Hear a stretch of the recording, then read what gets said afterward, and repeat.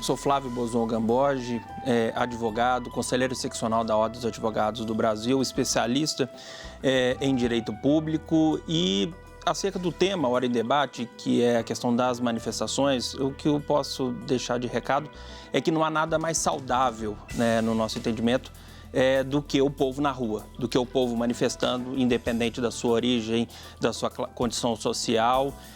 Isso é absolutamente natural e que isso seja uma frequência dentro da jovem democracia da brasileira, que é o povo na rua, sempre debatendo e defendendo aquilo que ele acredita.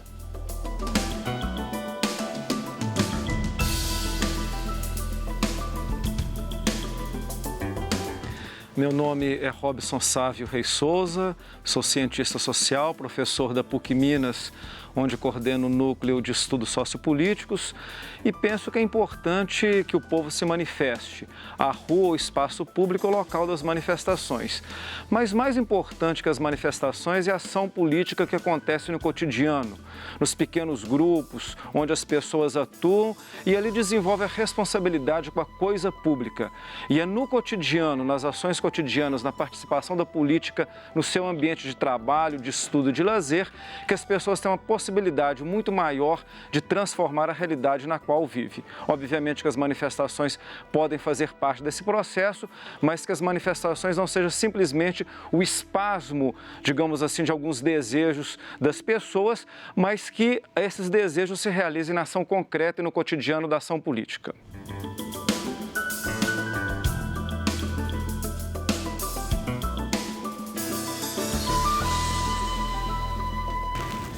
Meu nome é Rogério Lopes, eu tenho formação em filosofia, trabalho basicamente com história da filosofia e filosofia moral, sou professor da Universidade Federal de Minas Gerais.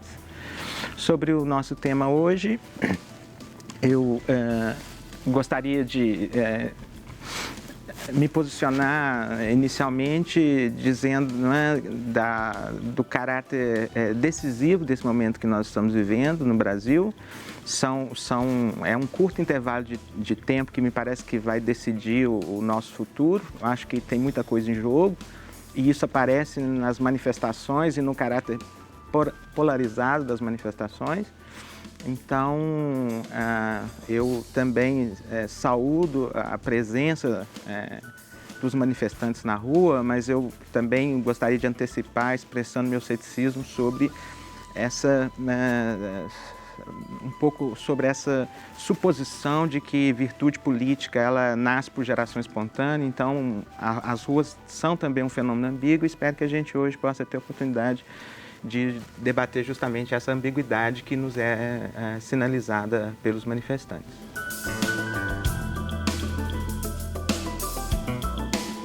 E eu sou Jair Stacanelli e está no ar o Horizonte Debate.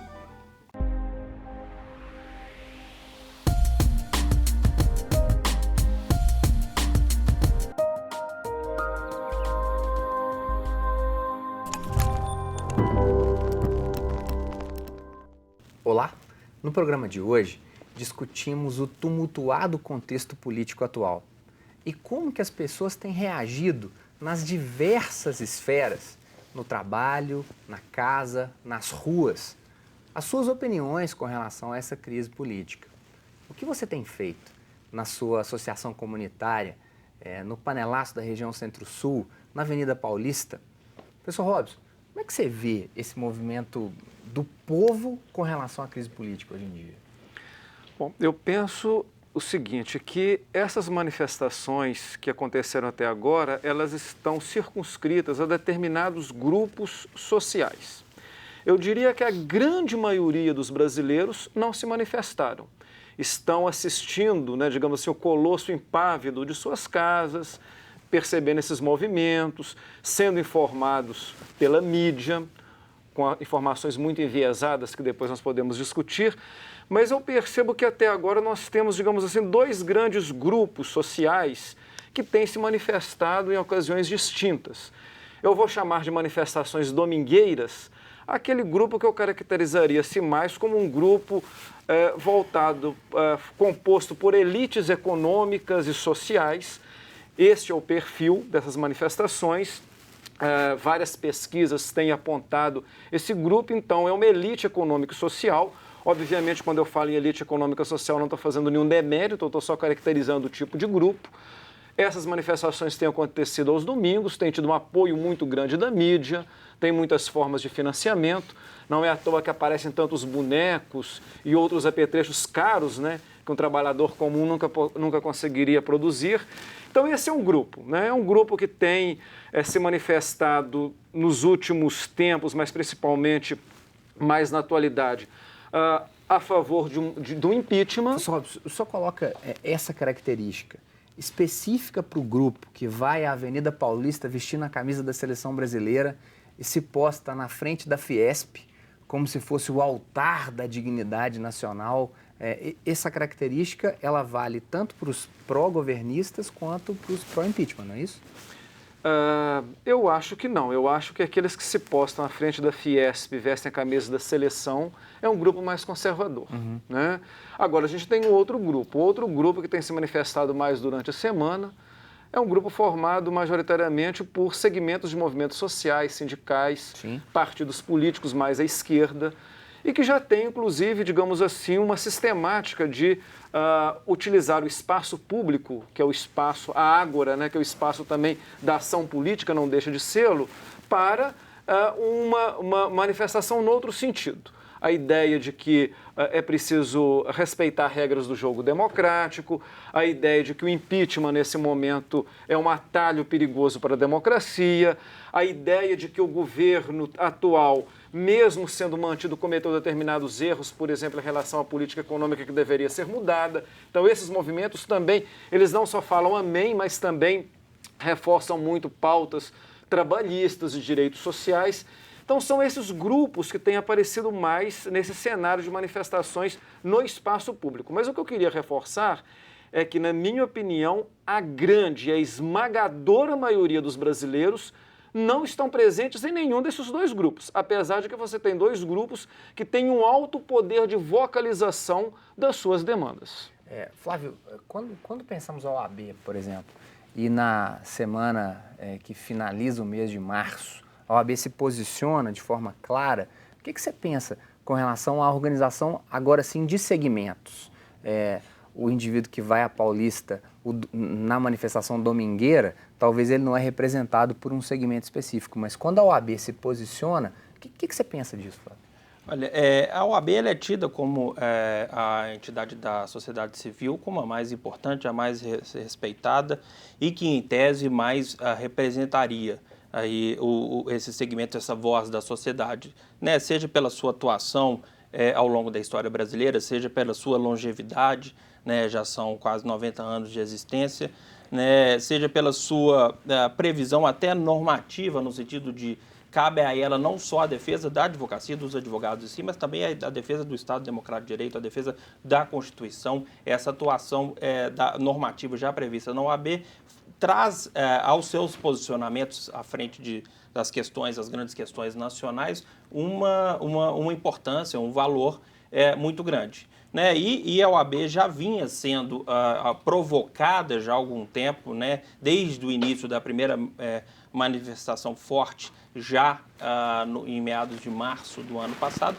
já havia uma provocação, né? que foi sendo, digamos assim, freada, né? Porque não se entendeu que era o momento da OAB adentrar nessa discussão que é polarizada, não tem como negar que ela seja polarizada, até que chegou no momento, né, com a divulgação, né, primeiro da delação de um senador da República, depois de conversas tidas da presidente da República, houve aí um clamor popular e um clamor dentro da própria entidade que se viu obrigada, então, a se reunir e aí houve uma reunião de caráter absolutamente democrático em todas as seccionais no Brasil e posteriormente referendada no Conselho Federal da OAB, de amplo debate entre todos os representantes da classe, aqueles que foram eleitos nas últimas eleições nos meses de outubro, novembro e dezembro do ano passado, que tem, portanto, a legitimidade para se posicionar. Após longo debate, se posicionou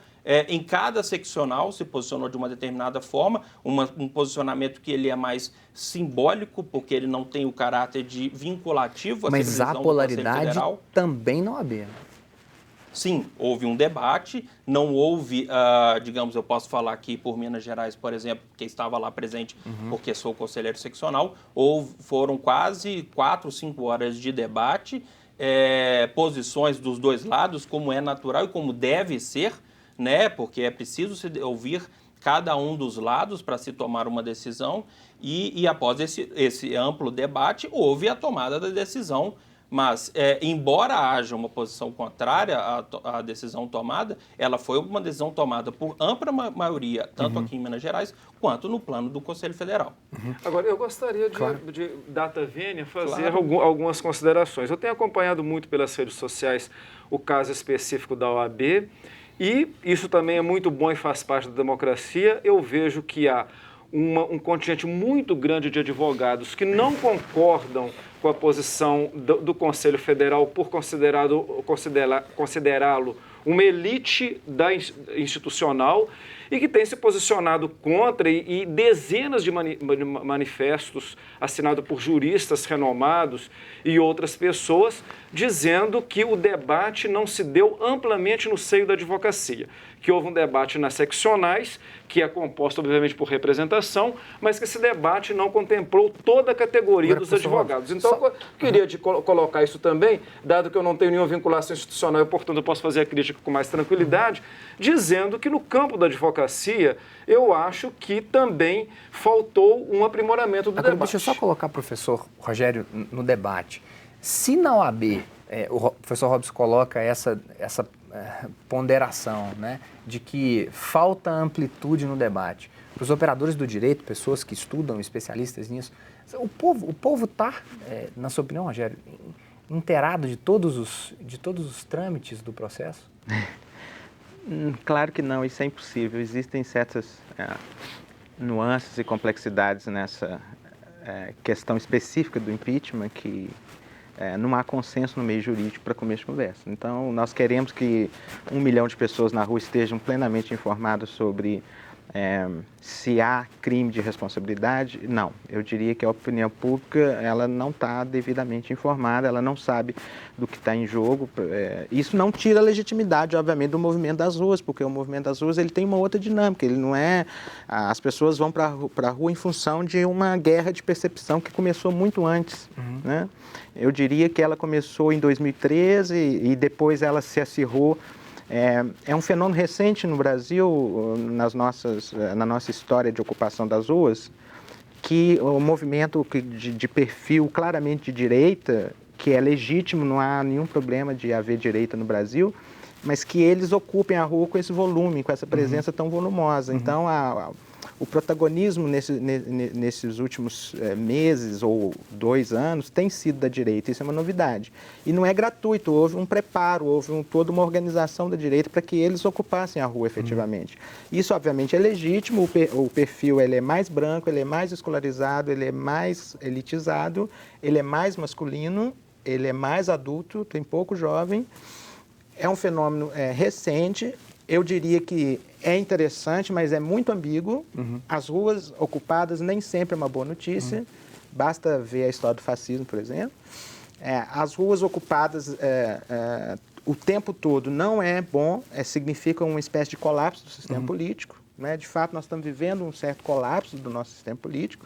Pode ser que sobreviva alguma coisa, pode ser que não sobreviva nada. Professor Joel, até para a gente poder fazer um bote para essa sobrevivência toda, o senhor traz elementos fundamentais para o debate. Eu só vou caminhar para um breve intervalo para que as pessoas possam tomar uma água e voltar para a gente poder pensar. Eu vou retomar nesse ponto no segundo bloco. Vamos a um breve intervalo. Voltamos daqui a pouquinho.